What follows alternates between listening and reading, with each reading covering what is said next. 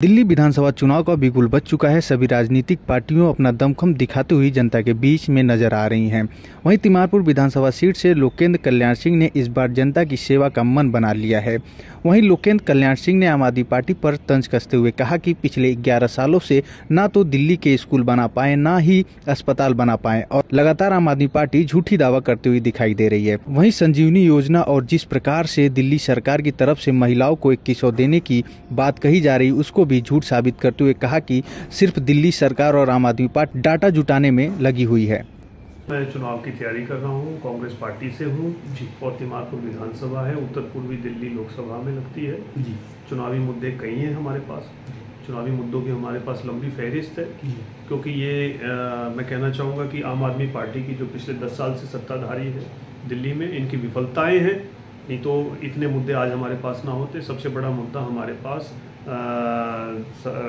जो क्षेत्र के विकास कार्य रुके हुए हैं, जो कांग्रेस के समय में विकास कार्य हुए थे, करीब 900 अनाधिकृत कॉलोनियों को जो है अधिकृत किया गया था, करीब 45,000 फ्लैट्स बनाए गए थे, गरीब आवास बनाए गए थे, जो इन लोगों ने रोक रखे हैं, इंस्टॉल करे हुए हैं। और चूँकि मैं एक वकालत की पृष्ठभूमि से हूँ, मैं सारी चीज़ें समझता हूँ, लोगों के हकों को, उनके अधिकारों को समझते हुए जितने भी कदम मैं उठा सकता हूँ, यदि मुझे तिमारपुर की जनता मौका देगी तो अवश्य ही उठाऊंगा। अगर बात किया जाए शीला दीक्षित के कामों के लेकर दिल्ली की जनता पूरी तरीके से याद करती है, उसको आप कैसे क्या कहें? आप याद करिए 2010 में जब कॉमनवेल्थ गेम्स हुए थे जी, दिल्ली क्या मुंह से बोलती थी, दिल्ली चमकती थी। जो हवाई जहाज से सफ़र कर रहा है, चमाचम दिल्ली चमकती थी। लोगों के वीडियोज़ आते थे, उनकी फ़ोटोज़ आती थी। और जो सड़कों पे सफ़र करते थे, जो अपने घरों में साफ़ सफाइयाँ जो गलियों में होती थी, जो मेडिकल सुविधा, जो 5 लाख रुपए का फ्री इलाज भी जो है दिल्ली के जनता को, वो भी शीला दीक्षित सरकार ने दिया था। ये सारी जो जितनी भी स्कीम हम लोगों ने चलाई थी, उन्हीं स्कीमों में से इन्होंने जो है अपने नाम बदल के दूसरी स्कीमें चलाई, जो बीच में इन्होंने बंद कर दी। और शिक्षा का जो स्तर था, कितने ही जो है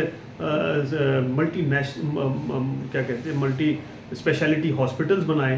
ये आप देखिए, आप पुराने रिकॉर्ड उठा के देखिए, सब आएंगे, चुनाव में सारी बातें आएंगी। शीला दीक्षित जी की सरकार में दिल्ली अपने आप में एक स्टेटस सिंबल था, जिसको इन लोगों ने नेस्तो नाबूद करने में कमी। दिल्ली सरकार की बात किया जाए तो दिल्ली सरकार महिला योजना, महिला संजीवनी योजना जैसी योजनाएं को ला रही, उसको लेकर आप क्या कहें? ये 2 योजनाएं लेकर आए हैं फिलहाल, और ये 1 महीने के अंतराल में ही सब कुछ हुआ है क्योंकि चुनाव बिल्कुल निकट है। कभी भी इलेक्शन कमीशन जो है डेट्स अनाउंस कर सकता है। ये योजना, एक तो महिला सम्मान योजना लेकर आए हैं, जिसमें 1000 रुपये का ये फर्जी फॉर्म भरवा रहे हैं, और ये फर्जी मैं अपने मन से नहीं कह रहा हूँ, मैं बताऊँगा आपको। और दूसरी योजना लेकर आए हैं संजीवनी योजना, जिसमें बुजुर्गों को 60 वर्ष आयु से अधिक को फ्री इलाज की सुविधा लाई। और 25 दिसंबर को, इसी महीने 25 तारीख को, परिवार स्वास्थ्य कल्याण विभाग और महिला कल्याण विभाग द्वारा, ये 2 अलग विभाग हैं, प्रकाशन आए सभी अखबारों में, सार्वजनिक सूचना साझा की गई, हिंदी अंग्रेजी सभी माध्यम के अखबारों में, जिसमें आधिकारिक तौर पे कहा गया है कि इस प्रकार की कोई योजनाएं अस्तित्व में नहीं है, अधिकृत नहीं है। इसीलिए मैं दिल्ली की माताओं बहनों से और दिल्ली के बुजुर्गों से मैं यही कहना चाहूँगा कि इनके झूठे झांसे में ना आए।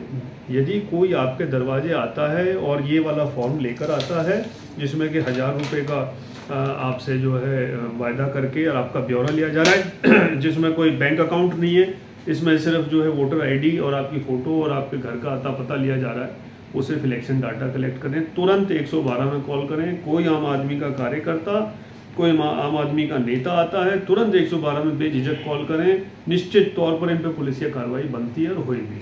तिमारपुर की जनता या तिमारपुर विधानसभा की जनता से क्या कहना चाहिए? तिमारपुर की जनता से मैं हाथ जोड़कर विनती करता हूँ कि जो गलती हम पिछले 10 साल से झेलते आ रहे हैं, और वो ठीक था कि भाई इन लोगों ने बहकाया और हम बहक गए, और दिल्ली की तिमारपुर की जनता, दिल्ली की जनता सहित इनको भरसक सपोर्ट करा, इनको सत्ता में लेकर आए। लेकिन इन लोगों ने जो विश्वासघात किया है, ये फिर करेंगे, क्योंकि तिमारपुर में जो मौजूदा विधायक थे, उनके तीसरी बार टिकट कटे हैं।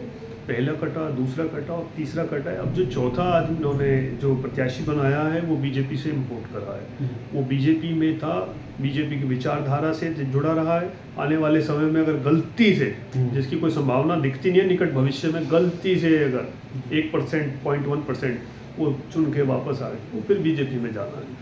तो ये तिमारपुर की जनता की आम वाणी है। ये वहाँ की आवाम अपने मुंह से कह रही है कि इस बार हमको कांग्रेस को लेकर आना है। इस बार तिमारपुर की जनता को जागरूक, अपने आप ही जागरूक है, मुझे ज़्यादा जागरूक करने की जरूरत नहीं पड़ेगी, खुद ही जागरूक है।